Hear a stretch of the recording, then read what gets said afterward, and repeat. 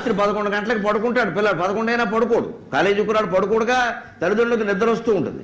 పడుకుంటే వీడు ఏం పంపుతాడో, ఏం మాట్లాడతాడో, ఏం చూస్తాడో టీవీలో అని ఒక బెంగ. అందుకని ఏం చేస్తాడు, పడుకోరా పడుకోరా పడుకోరా అంటే పడుకుంటాడు.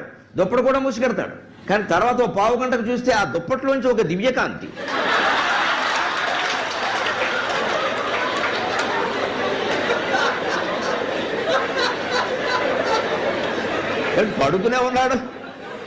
పడుకునే ఉన్నాడు దుప్పట్లో ఈ దివ్యకాంతి ఏమిటి? విశ్వరూప సందర్శన యోగ ఏకాదశోధ్యాయక. భగవద్గీత ఏకాదశోధ్యాయం, విష్ణుమూర్తి సందర్శనం. ఏంటంటే ఏం జరుగుతుందో మీకు తెలుసు, ఎందుకు వెలుగుతుందో. స్మార్ట్ ఫోన్ లైట్ బ్రహ్మాండంగా వెలుగుతోంది అక్కడ. అప్పుడు తండ్రికి అనుమానం వచ్చి తక్కువ దుప్పటి తీసాడనుకో, ఏం నొక్కుతాడో తెలియదు వీడిల్లు బంగారం గారు. వాళ్ళ అమ్మా నాన్న ఫోటో వచ్చేస్తుంది అక్కడ. నొక్కు డాడీ డాడీ అంటాడు. ఏమిటా అంటే మిమ్మల్ని అమ్మని ఆరాధిస్తున్నాను.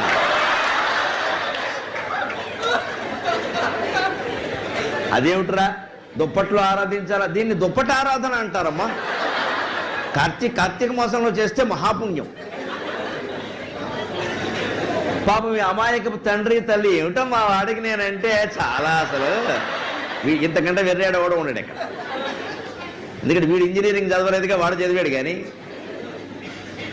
ఈయన పాప ఎనప కొట్లోనో ఇస్త్రీ కొట్లోనో పనిచేస్తూ కూర్చున్నాడు. ఈయనకని తిరిగితే ఎట్లా ఎక్కడ నమ్మేసి వెళ్ళిపోతాడు. మళ్ళీ ఇలా 30గానే బాగున్నా హవారియే వెంటనే వెళ్ళిపోతుంది అక్కడికి.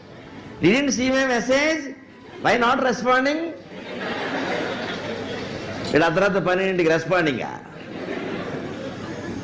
ఇన్ని రకాల మన ఆలోచనల్ని మనమే రహస్యంగా దాచుకునేటువంటి అవకాశాలు ఉన్న చోట నమ్మకానికి అవకాశం ఉండదు, చాలా ఉండదు.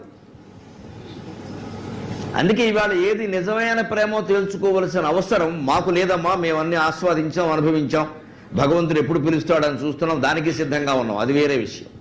మీరు ఆలోచించుకోవాలి బాగా. ప్రేమించినంత తేలిక కాదు పెళ్లి చేసుకోవడం, కానీ పెళ్లి చేసుకున్నంత తేలిక కాదు కలకాలం కాపురం చేయడం. అందుకని అంతకుముందే చాలా విషయాలు నేర్చుకోవాలి, చదువుతో పాటుగా నేర్చుకోవాలి. అదే వ్యక్తిత్వ వికాసం అంటే.